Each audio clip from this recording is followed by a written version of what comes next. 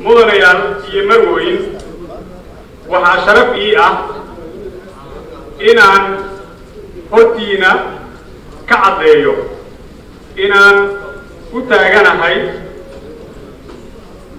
oo aan u sharaxanahay qabashada xilka guddoomiyaha golaha shacabka xildhibaanada sharafta leh waxaan idinka codsanayaa inaad isiisaan codkiina iguna aamintaan mas-uuliyaddaas culus aniga oo tusaale ka dhiganaya xikmaddii nabiyullaahi yuusuf calayhi salaam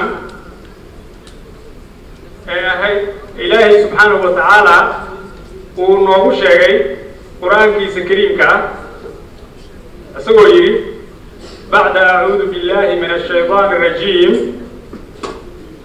قال اجعلني على خزائن الأرض إني حفيظ عليم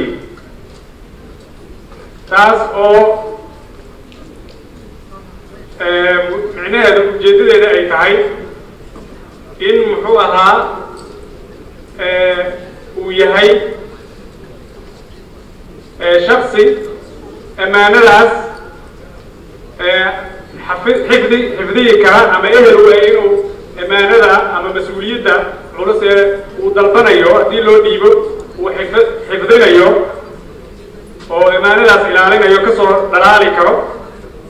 يو إن محوها علم غير يقوم تدخليه هاي قدشة أمانة مدن قدومية مدن ريال يمروين حلوانا بشرفت لك وحان روا هدي أقلاتان inaan idinla wadaago sababta igu kaliftay inaan xilkan isu soo taago iyo waxa aan qaban doono haddii alla idmo markaad ammaanada ii dhiibtaan ama aad ii doorataan ugu horeyn aan ku bilaabo taariikh nololeedkayga oo kooban magacaygu waa ibraahim isaaq yarow waxaan ku dhashay magaalada baydhabo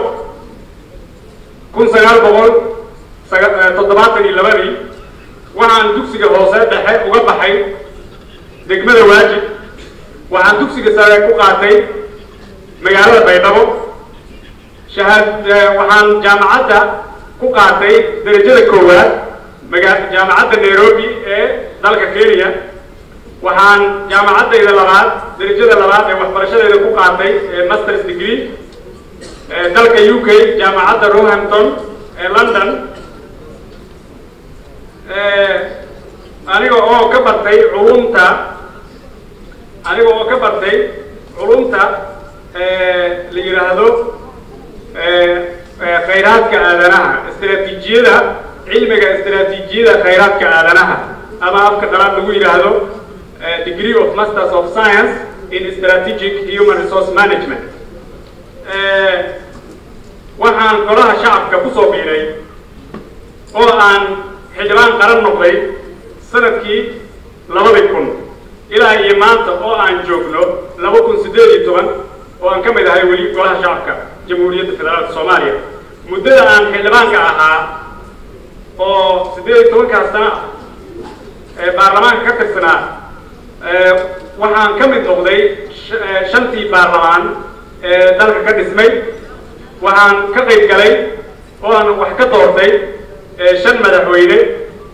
oo ugu horeeyo madaxweyne Cabdiqaasim Salaad Xasan ilaa la soo gaaro madaxweynaha jamhuuriyadda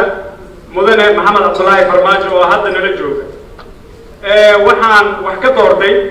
oo wax ka ansixiyay 12 ra'iisul wasaare waxaan ka mid noqday golayaasha xukuumadda muddooyinkaas dambe la dhisay aniga oo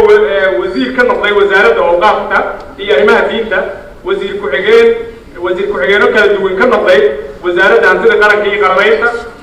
wasaaradda dib u heshiisiinta iyo jaalidaha dibadda wasaaradda warfaafinta wasaaradda arrimaha gudaha iyo amniga qaranka wasaaradda warfaafinta mar kale wasaaradda boostada isgaarsiinta iyo wasaaradda gaadiidka cirka iyo dhulka wasaaradda amniga qaranka mar kale وزارة بوستيز جالسين سواء هذا معلم هو يعني كعزلي runtii xukuumadda iyo golaha shacabka in badan baan usoo shaqeeyay waxaan ka mid noqday intaan baarlamaanka joogay oo intaas dheer 18 sano gudahood aan ka mid noqday guddiyada kala duwan ee baarlamaanka oo ay ka mid yihiin guddiga dib u heshiisiinta guddiga arrimaha bulshada guddiga warfaafinta iyo isgaarsiinta guddiga dastuurka iyo arrimaha federaalka guddiga miisaaniyadda guddiga la yiraahdo maxaa la dhahay arrimaha gudaha iyo amniga iyo guddiyo kaloo badan aniga oo sidoo kale guddoomiye ka noqday guddi kumeel gaara guddi la yiraahdo ad hoc committee oo loogu talagalay inuu diyaariyo nidaam xanaanka ama habraaca guddiyada baarlamaanka ay ku shaqaynayaan oo la yiraahdo parliamentary committee procedures kaas oo runtii shaqo badan oo baarlamaanka hadda u baahan yahay una baahnaa oo mustaqbalkan u baahan yahay soo qabtay procedure-ka ay soo diyaariyeen golaha baarlamaanka laga ansixiyey halkan hoolkan aan fadhino sanadii 2010 runtii khibradayda baarlamaan iyo khibradayda dawlad shaqada dawladda qaranka aan u hayay dalka waa mid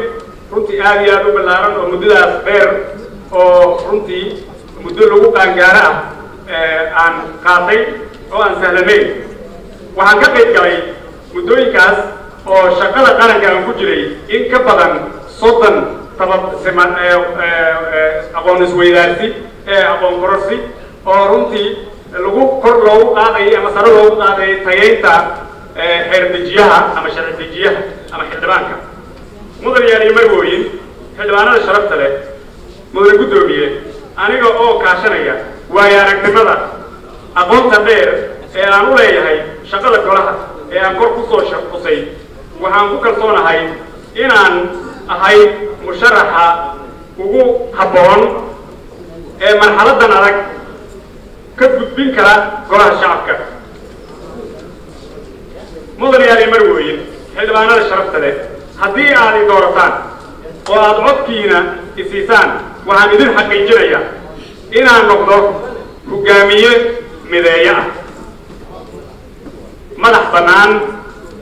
isku kalsoon dhexdhexaad ah ku haga dariiqa uu nafarayo dastuurka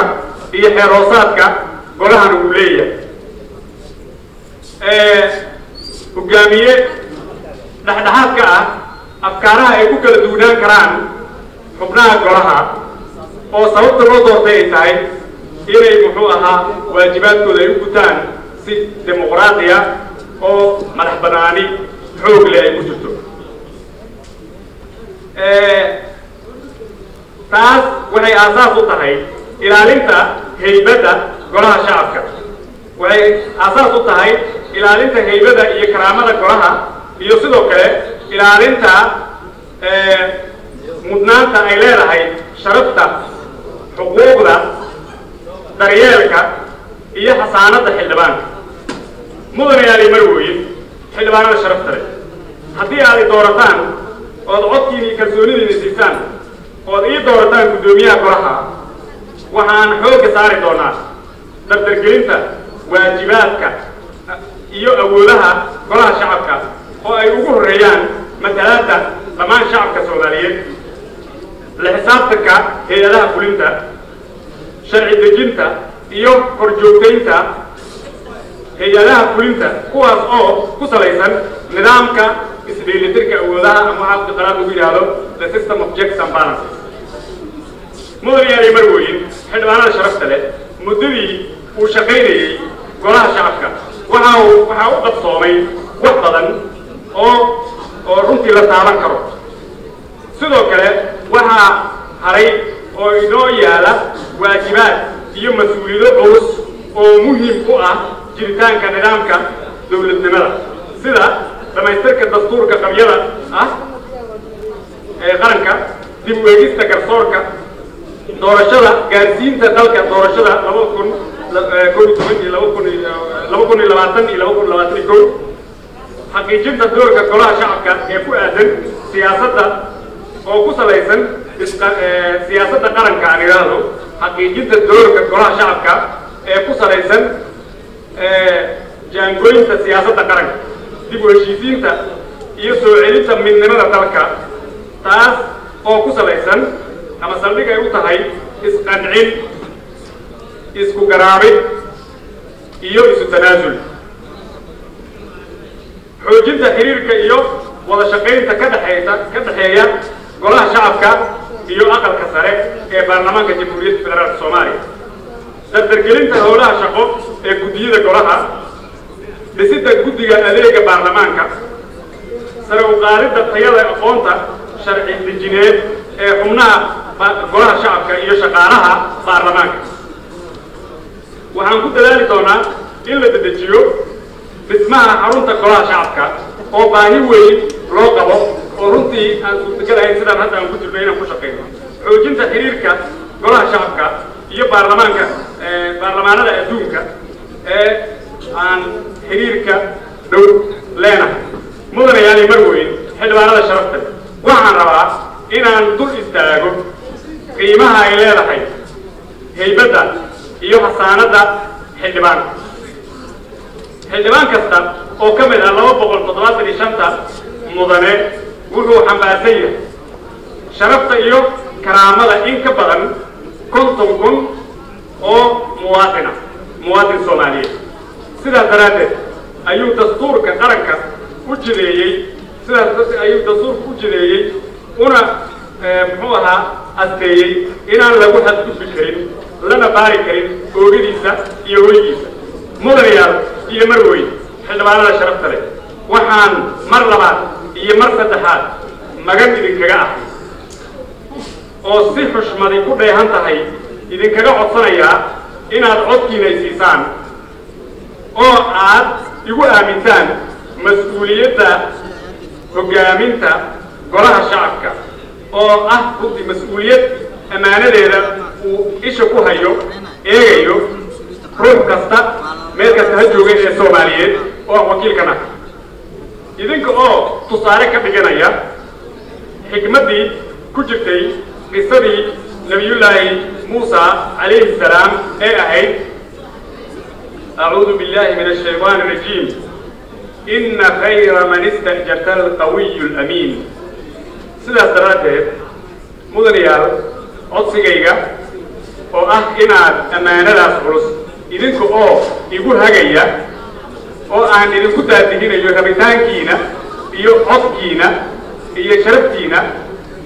baarlamaankaas isagoo oo isku dhan oo muxuu ahaa ka madax bannaan awoodaha kale ee dawladda si dimuqraadiya u shaqaynaya kaalmaynaya dhismaha qarannimada Soomaaliyeed inaan gaarsiino muddadii xilkana loo cayimay annaga oo ka tagayno magac iyo maamuus